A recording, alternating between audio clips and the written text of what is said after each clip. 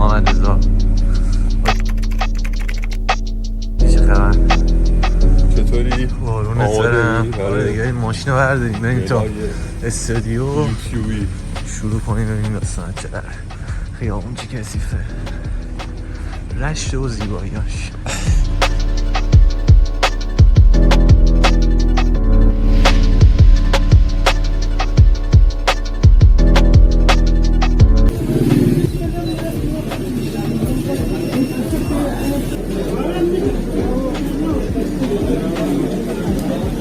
آقا امروز قراره بریم راجع به چی صحبت کنیم؟ راجع به این چند ماهی که تو یوتیوب بودیم شاید به درد کسی بخوره. یو الان تصادف میکنم ولاگ تبدیل میشه ولاگ تصادف.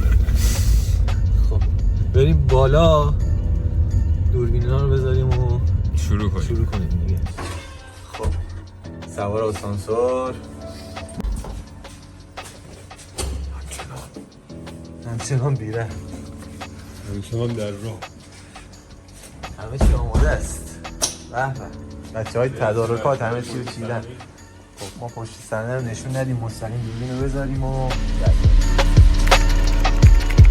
خب آقا حمید رسیدیم به جلوی دوربین و راجع به این تجربیاتی که این 4-5 ماه داشتیم صحبت کنیم. توضیح بده راجع به اینکه چرا داریم این ویدیو رو میگیریم و منظور خاصی نداریم. بله اول بگم بهتون که اصلا این ویدیو صرفاً جهت اینه امثالی مثل من که شاید 2-3 سال بود میخواستن یوتیوب شروع کنن شاید اینو ببینم به دردشون بخوره این ویدیو رو، و اینکه ما صرفاً جهت اینکه اونجا رو نکنم، ما صرفاً جهت اینکه اون دوربین فعال فعلا ما صرفاً جهت اینکه این تجربیات 4-5 ماه رو در اختیار بقیه بذاریم این ویدیو رو داریم درست میکنیم، وگرنه اونجوری نیست که حالا بگیم خودمون چون 1000 تا ساب هم نداریم هنوز، ان شاء الله حالا زودتر انجام میشه.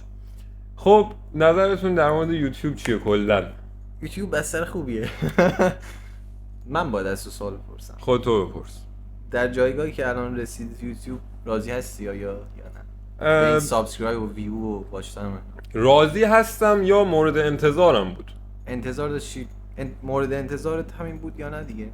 نه این مورد انتظارم نبود و فکر میکردم که خیلی بالاتر باشه. الان نه، بعد از مثلا یه ماه متوجه شدم که اصلا الگوریتم چجوریه، ولی اون اول ویدیوهای اول یاد باشه آپلود میکردیم ما میگفتیم آقا این انقدر میخوره ویو، اون یکی ویوش اونقدره، بعد با هم دیگه مثلا شرط می‌بستیم سر این داستان و اون موقع خیلی انتظارم بالاتر بود، ولی رفته رفته متوجه شدم که اونجوری نیست، ولی جوری هم نبود که ناامیدم بکنه و بگم دیگه کلا شدیم که دوباره آره اون یه مدت هم که ناامید میگم شده بودیم خودمون یکم کمکار شده بودیم. و اینکه ما یه کاری که کردیم اومدیم موضوعات مختلف رو استارت زدیم، هم اصلا از شروع کانال اومدیم 3 تا پلیلیست رو درست کردیم. یکی راجع به فیلم بود که اسمش موویکست، یکی رپ لب که راجع به رپ بود و یکی فریزون که راجع به مسائل آزاد می‌اومدیم صحبت می‌کردیم. و طبق تجربیاتی که حالا من به دست آوردم اگه شما می‌خواید حالا شروع کنید از الان، ما که حالا به جای خاصی نرسیدیم، کلا هم شاید 3-4 ماه شروع کرده باشیم، شاید 3-4 ماه دیگه طول بکشه شاید 3-4 و میخوام اینو به اون افرادی بگم که میخوان همین امروز شروع کنن.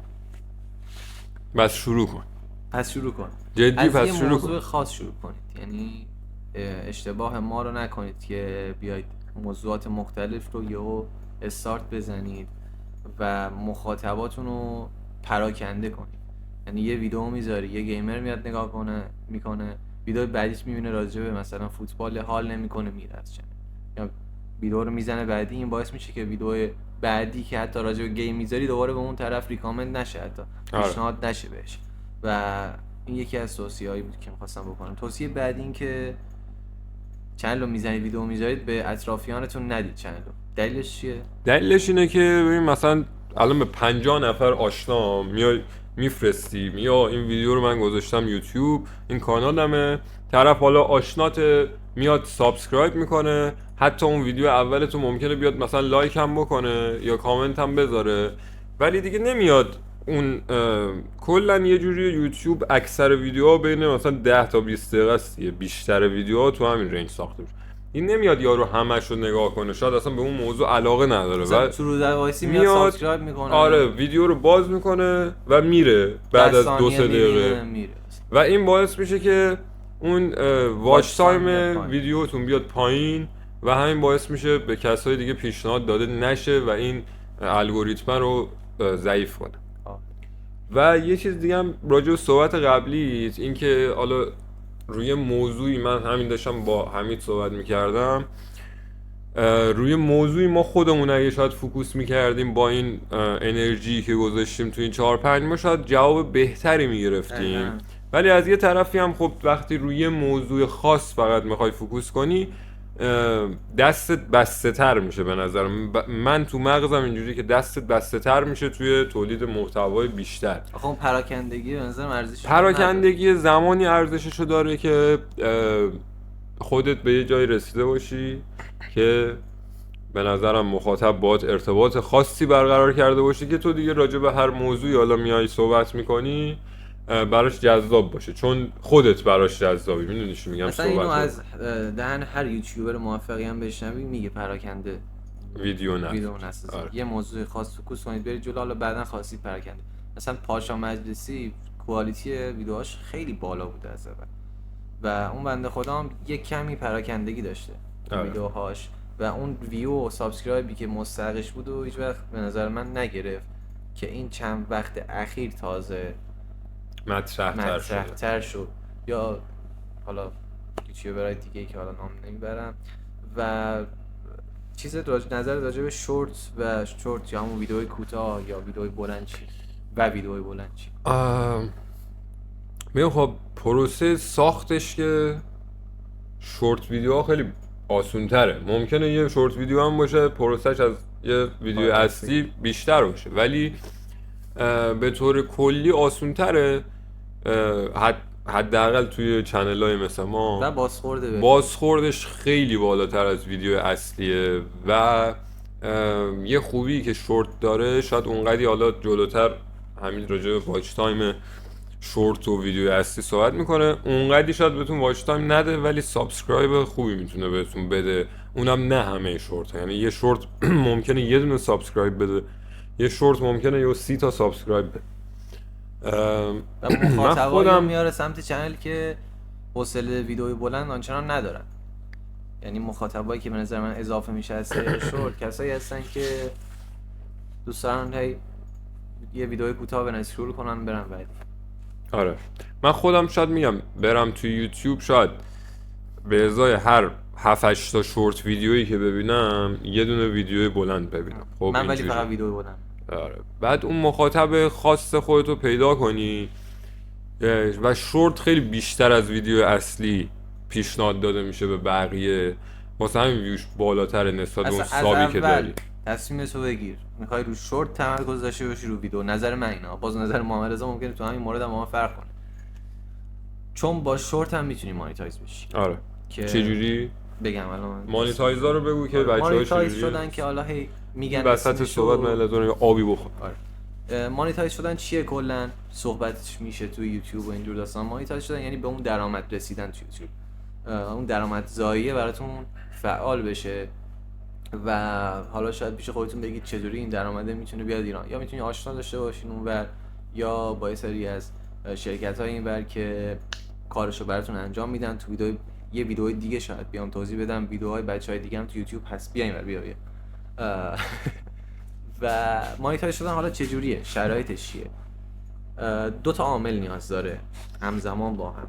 زمان مکان. آره زمان مکان نیاز داره واقعا. آره مکان میخوایم مثل فیزیک. رشته کلامش رو بالا. یک اینکه باید به 1000 عدد سابسکرایب برسید تو 1 سال اخیر و یکی از این 2 عاملی که میگم 4000 ساعت واچ تایم ویدیوهای بلند تو 1 سال اخیر یا 9 میلیون ویو شورت ویدیوهای کوتاه که میذارید.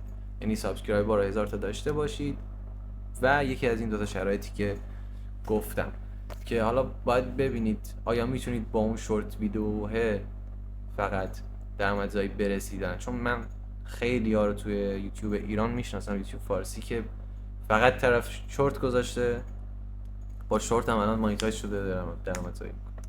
اصلا خیلی از واینرهای خارجی هم همینجوری هم با شورت بیشتر مطرح، یعنی شورت هاشون خیلی بالا بازدید میخوره ولی ویدیو اصلی میدونی مثل کی؟ مثل اون آدام دبلیوشه. خب اونا همینجوری هم تقریبا، یعنی ویدیوهای، ولی خب اونا دیگه شورت ویدیوهاشون اندازه یه ویدیو اصلی هزینه داره، وقت داره، ادیت داره. حالا این دیگه مثالی که من زدم خیلی مثال بزرگی بود. شما تو یوتیوب فارسی بیشترین شورت هایی که میبینی اکثرا فقط صدا هست روی تصویر و اونقدی شاید چیز نشه. شما اگر بیاین یه مدت ازش بازدهی بگیرید بعدش، ولی دیگه دل مخاطبو بزنه. و خیلی هم میان از ویدیوهای بلندشون تیکه تیکه میبرن شورتش میکنن که اون بازم بازدهی یه شورت کاملی که خودت میگیری و نداره. و اینکه یه چیز دیگه هم میخواستم بگم برای خودم جالب بود که شاید به درد بعضیا بخوره. چی شد؟ کنداکتور رو داریم از دست میدیم، وقتمون تمام شد. نه 10 دقیقه شده دیگه، فقط یکم اوکی. من اینو بگم که اگر ما حالا تو حیطه کاری که ما داریم انجام میدیم نمیتونیم این کار رو انجام بدیم، ولی بعضیا هستن حالا تولید محتواشون یه جوریه که شاید اونقدی نیاز به توضیح و صحبت کردن نداشته باشه و فقط تصویری باشه و این خودش یه پوینت خیلی مثبتیه به نظرم. به خاطر اینکه دیگه چی نفهمیدم. ببین مثلا فکر کن یه آشپز یا یک قناد، یه کسی که شیرینی میپزه و اینا، فکر کن یک شیرینی رو مثلا میخواد بپزه، پروسه فیلم گرفتنش رو انجام میده و حالا همه دیدن دیگه 100% نمونهشو. واسه این که روش صحبت نمیکنه بازدیدش به نظرم بالاتر میره، به خاطر اینکه فقط دیگه مختص به همون کشور نمیشه. اگر یه ویدیو مثلا ببینی یکی داره برگر درست میکنه، اگر روش چینی صحبت کنه تو شاید نگاه نکنی. اشکان آشپز ایرانی ترکونده دیدی؟ نه متاسفانه. خیلی خفن. 300 میلیون فکر کنم ویو گرفته پستش تو اینستاگرام. آشپزی میکنه فقط. خب دیگه همین میگم، چون صحبت میکنه روش. نه اصلا صحبت نمیکنه. صحبت نداشته باشی روش خیلی بهتره، ولی میگم بعد چیزی داشته باشی. میخنده تو غذا درست میکنه. اونم مثلا یه نمونهش بود. ترک بود؟ برک بود. آره. چی بود؟ بعد یه مدت ناراحت بود. بالا کشیده. بعد این ناراحت گرفته بود روش. آره. خلاصه که اگه میخواید شروع کنید شروع کنید. نمیدونم گفتم یا نگفتم که ما مثل بعضیا نگران نیستیم که بیان جای ما رو تنگ کنیم. ما خودمون جایی رو نگرفتیم. آره. ولی خب همه با هم سریعتر بیاید این کارو بکنید. یعنی اگر مثلا تو مغزت اینه که من 2 سال دیگه 3 سال دیگه مثلا فلان شرایطم اوکی شه بیام کانال بزنم، به نظرم همین الان کانالتو بزن. تهش میخوای اون ویدیوها رو پاک کنی یا میخوای چیکار کنی؟ آرشیو کنی. میتونی یه تولید محتوا اسمتو میتونی عوض کنی، نمیدونم محتواتو میتونی عوض کنی. یه مورد آخرم من بگم دیگه ببندیم. مورد آخر اینه که اگه سنتون پایینه و میخواین شروع کنید، حالا بهتون بر نخوره، ولی فکر شده عمل کنید. یعنی به خاطر ویو دست به هر کاری نزنید و سعی نکنید که نه کاری نکنید که شخصیتتون از حد بالایی که هستید پایین‌تر بیاد، بعد خودتون پشیمون. آره بعد پشیمون میشید. البته داستان کمدی و اینا با مسخره بازی خیلی فرق داره. یه سری هستن خود تو هیت کمدی دارن ولاگ درست میکنن یا نمیدونم ویدیو درست میکنن، اینا اوکیه، ولی حواستون باشه که به چی شما رو میشناسن. آفرین. به کمدی میشناسن یا به لودگی میشناسن. آفرین.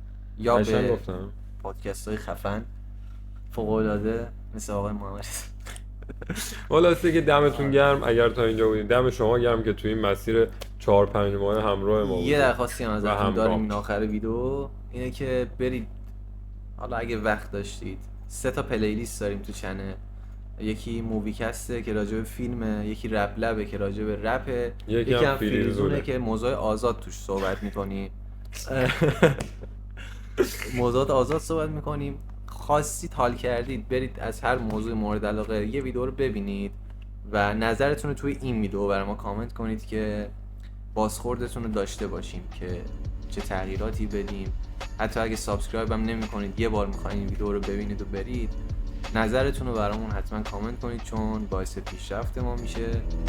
همین مثل همیشه دم شما گرم.